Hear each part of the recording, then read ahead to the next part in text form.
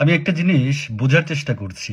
এই যে ঢাকা ইউনিভার্সিটিতে শিবিরের প্রেসিডেন্ট, সেক্রেটারি এগুলো যে বেরিয়ে আসছে পত্রিকায় দেখতে পাচ্ছি আমরা, এবং আমাদের মধ্যে এক ধরনের প্রতিক্রিয়া তৈরি হচ্ছে যে এটা কিভাবে হলো, এটা কিভাবে হতে পারে। আরো দেখলাম আমরা যে সম্ভবত 158 জন সমন্বয়কের ভেতরে 108 জন নাকি শিবিরের নেতাকর্মী ছিল। এটা নিয়ে নাগরিক সমাজে বেশ একটা আলোচনার ঝড় উঠেছে। আমি এখানে কয়েকটি কথা বলতে চাই। প্রথম কথা হচ্ছে, এই যে ছাত্রলীগের ভেতরে শিবির ছিল, শিবিরের প্রেসিডেন্ট সেক্রেটারি ছাত্রলীগ হয়ে যে এতদিন ছিল এবং ছাত্রলীগের হয়ে কাজ করেছে, এই বিষয়টি ছাত্রলীগ বুঝতে পারলো না। Very interesting. দ্বিতীয় কথা হচ্ছে, এই যে সমন্বয়কদের ভেতরে যে 108 জনের মতো শিবিরের ছিল, এবং এটাকে উল্লেখ করে অনেকে এই জুলাই অভ্যুত্থানকে বেশ একটা হাস্য রসে পরিণত করার চেষ্টা করছেন। এই গোষ্ঠী বরাবরের মতোই জুলাই অভ্যুত্থানের বিপক্ষে ছিলেন। তাদের অনেকে হত্যার বিপক্ষে ছিলেন এবং প্রোফাইল পিকচার লাল করেছিলেন, বাট তারা কিন্তু কখনোই ফ্যাসিবাদের বিপক্ষে তাদের অবস্থান কখনোই ছিল না, যেটা আমরা 5 অগস্ট হাসিনার পলায়নের পর থেকে আমরা দেখতে পাচ্ছি।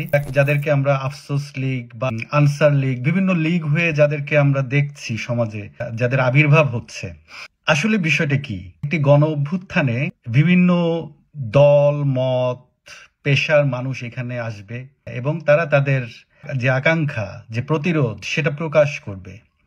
এখন এরকম একটা গণ অভ্যুত্থানে কে শিবির, কে জামাত, কে রাজাকার, এগুলো আমরা খুঁজে বের করার দিকে মনোযোগ দেব, নাকি এই যে দীর্ঘ 12 বছরের যে স্বৈরতান্ত্রিক ফ্যাসিবাদী যে সরকার আমাদের উপর চেপে বসেছিল, তার বিরুদ্ধে প্রতিরোধ গড়ে তুলব? মানে এই সিম্পল বিষয়টা কেন আমরা বোঝার চেষ্টা করি না বা বুঝতে চাই না? তো আমার কথা হচ্ছে, এই শিবির ছিল, সমন্বয়ক হয়েছিল, তার জন্য জুলাই অভ্যুত্থান মিথ্যে হয়ে যায় না। আমাদেরকে বুঝতে হবে, আমাদেরকে মাথায় রাখতে হবে যে সারা দেশের মানুষের এই জুলাই অভ্যুত্থানের পক্ষে তাদের অবস্থান ছিল। তারা এটাকে সমর্থন দিয়েছেন, কারণ তারা দীর্ঘ এই অপশাসনের ভেতরে ছিল, তারা ভোট দিতে পারেনি, তাদের নাগরিক অধিকার কেড়ে নেওয়া হয়েছে, জীবনযাত্রার মানের কোনো উন্নয়ন ঘটেনি, তারা লুটপাট দেখেছে, দুর্নীতি দেখেছে, এবং তাদেরকে মত প্রকাশের স্বাধীনতা দেওয়া হয়নি। তাদেরকে বিভিন্ন হয়রানিমূলক মামলা, হামলা, নির্যাতনের মাধ্যমে মানুষকে দমন করার চেষ্টা করা হয়েছে।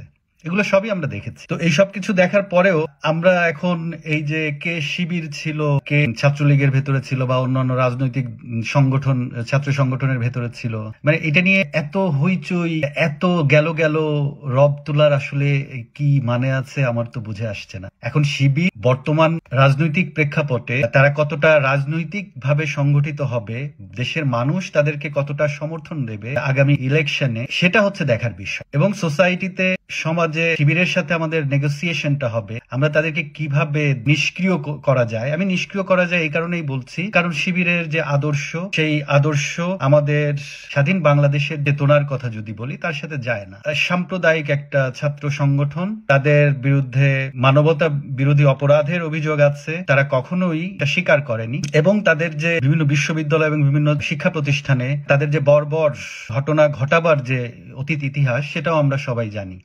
এবং গত 15-16 বছরেও আমরা তাদেরকে একরকম নিষ্ক্রিয় থাকতে দেখেছি।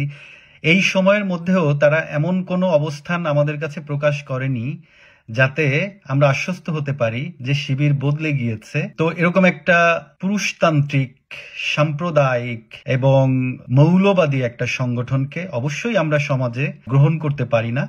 বাট তাদেরকে ঘিরে এই যে পুরো অভ্যুত্থানটা হলো সাধারণ মানুষের, ছাত্র এবং সাধারণ মানুষের, এটাকে আমরা কালিমা লিপ্ত করতে পারি না। এটা কোনোভাবেই কাম্য হতে পারে না। ধন্যবাদ সবাইকে।